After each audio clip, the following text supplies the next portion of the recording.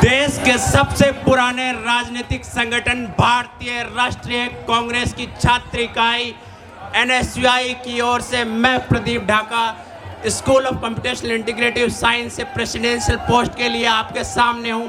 Social democracy की बुनियाद पर बना NSUI फ्रेटर्निटी अलायंस की ओर से आप सभी को जय भीम जय संविधान पेश करता हूं।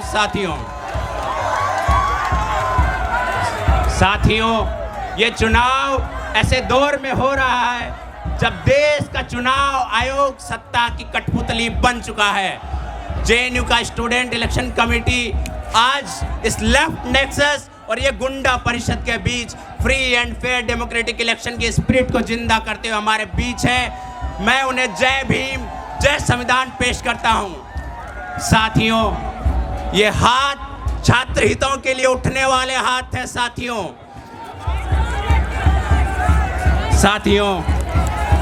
इस चुनाव की डिबेट में जाने से पहले पहलगाम में जो कायरतापूर्ण हमला हुआ उसकी मैं इस मंच से कड़ी निंदा करता हूं और तमाम परिजनों के साथ मैं अपनी संवेदना पेश करता हूं और इस दुख की घड़ी में हम उनके साथ हैं। साथियों, कांधों पर संगीन कुदालें, होठों पर बेबाक तराने, दहकानों के दल निकले हैं अपनी बिगड़ी आप बनाने। अरावली की पर्वतों और रेगिस्तान के बीच एक छोटे से गांव में किसान के घर जन्मी इस आवाज को रायसीना की चट्टानों की गोद में बुलंद करने के लिए JNU की स्टूडेंट कम्युनिटी को मैं जय भीम जय संविधान पेश करता हूं।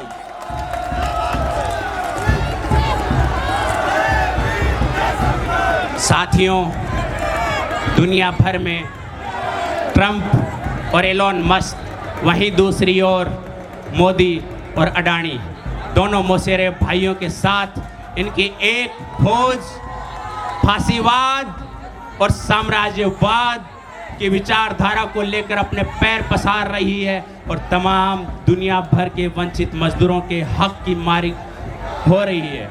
मैं इन पूंजीवादी साम्राज्यवादी तानाशाही ताकतों के खिलाफ अपना रेजिस्टेंस शो करता हूं।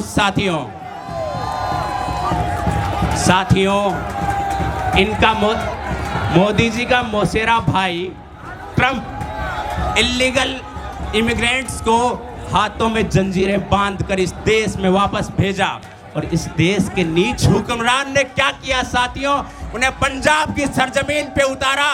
वो किसान आंदोलन की जमीन, उसका हौसला इस देश के सामने तोड़ने के लिए, उसे बदनाम करने के लिए उसे पंजाब की सरजमीन पे उतारा। मैं इस मंच से इस नीच हुक्मरान को कंडेम करता हूं और मैं पंजाब के किसानों के लड़ते हुए हौसले को जिंदाबाद कहता हूं।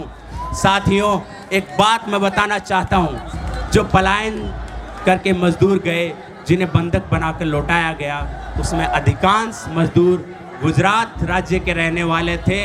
ये गुजरात मॉडल का इस हुक्मरान का खोखलापन प्रदर्शित करता है।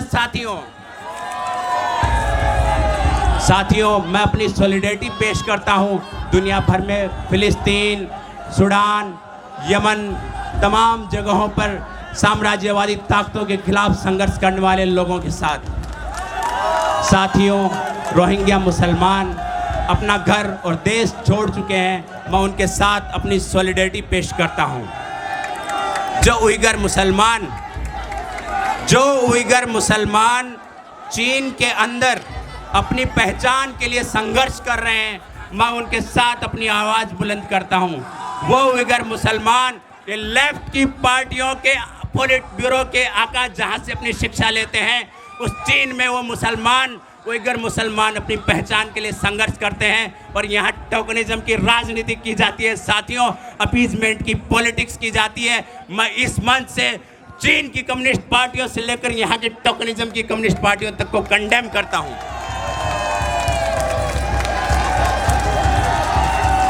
साथियों, देश का प्रधानमंत्री कहता है बेटी बचाओ बेटी पढ़ाओ।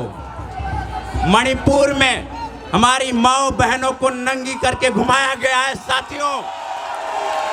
साथियों, BHU की महिला का बलात्कार के आरोपी यही भाजपा के IT सेल के लंपट आरोपी थे। हाथरस की बालिका को आधी रात को जलाने वाले ये संघी आरएसएस के लंपट थे। हमारी पहलवान बहनों को दिल्ली की सड़कों पर घसीटने वाले, उन पर अपराध करने वाले ये संघी लंपट थे। बिल्किस बानो, याद है बिल्किस बानो? बिल्किस बानो के बलात्कारियों को ये संस्कारी कहकर छोड़ देते हैं। शर्म आती है हमें आप पर। आसिफा के गुनाहगारों के लिए आप तिरंगा रैली करते हैं। ये बेटी बचाओ बेटी पढ़ाओ की इनकी विचारधारा है। देश भर में इन आरएसएस के संघी लंपटों ने सीएनआरसी को लागू किया, मानव को खत्म किया, वक्फ अमेंडमेंट बिल लेकर आए। साथियों, मैं आपको बताना चाहता हूं, ये मुसलमानों पर, ये हमला सिर्फ मुसलमानों पर नहीं है, ये लड़ाई जमीन की है। आज जमीन देश के किसानों की छीनना चाहते हैं, देश के मुसलमान की छीनना चाहते हैं, मजदूर की छीनना चाहते हैं, आदिवासी की जमीन छीनना चाहते हैं। Audience, please shut it down. Let the speaker speak.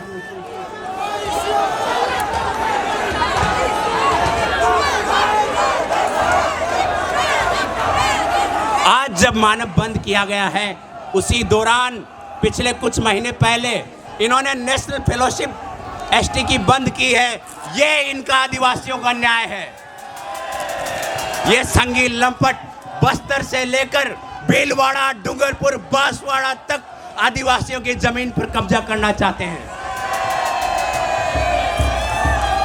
आज देश में जितना पानी लीक नहीं होता, उससे ज्यादा हिंदुस्तान में पेपर लीक होता, और खास करके बिहार में पेपर लीक करने वाले यही भाजपा और इसके गठबंधन का गठजोड़ है। आज बीपीएससी का पेपर लीक हुआ, उन पर ये वाटर कैनन चलाते हैं। पेपर लीक कर करके इन्होंने बिहार में पलायन और बेरोजगारी की स्थिति बद से बदतर कर दी है। बड़ी बड़ी मशीनें और इंडस्ट्रियलाइजेशन की बातें करने वाले, दिल्ली के ही अंदर मैनुअल स्कैवेंजिंग हो रही है। शर्म आती है हमें इस देश के प्रधानमंत्री पर, जो आज तक मैनुअल स्कैवेंजिंग को नहीं रोक पाए। इससे परे इस कैंपस के अंदर आज जो पोलराइजेशन की राजनीति थी, एक तरफ तो ये लंपट संघी थे, उससे परे दो तरफ हैं। मैं बात करना चाहता हूं साथियों, ये क्रांतिकारी नक्सलवाड़ी से निकले आईएसआईडीएसएफ के साथियों की। साथियों, ये फांसीवाद से लड़ते लड़ते 2014 में अन्ना आंदोलन लड़ बैठे थे। साथियों, अक्सर यहाँ लोग आते हैं और यहाँ से आईपैक और कांग्रेस में जाया करते हैं। इस बार जरा खेल रोमांचक है। लोग आईपैक से आए हैं, ये वही आईपैक है, याद रखिए 2014 में, जिसने भाजपा की जड़ों में पानी डाला था। साथियों, ये फांसीवाद से लड़ेंगे, ये इनका दोगलापन है। साथियों, उस घर आना है, उसे गालियां नहीं दिया करते। कांग्रेस आखिर तुम्हें आना होगा। ये दूसरी तरफ एक अलायंस जो नया दिखा है आपको। साथियों, एसएफआई के मेरे साथियों, ये वही संविधान है जिसके लिए हम सड़कों पर संघर्ष करते हैं। ये वही संविधान है जिसको पोलिट ब्यूरो ने बुर्जुआ डॉक्यूमेंट कह दिया था। ये वही संविधान है जिससे हम लोग प्रेरणा लेते हैं। कांग्रेस और डॉक्टर अंबेडकर ने इसको सींच कर बनाया है। ये वही संविधान है जिसको इन नागपुर के लंपटों ने नहीं माना और आपने नहीं माना। मैं याद करता हूं डॉक्टर अंबेडकर की वो बात, देश संविधान से चलेगा, नागपुर और किसी पोलिट ब्यूरो के कानून से नहीं चलेगा। मैं इस संविधान के लिए इस मंच पर खड़ा हूं।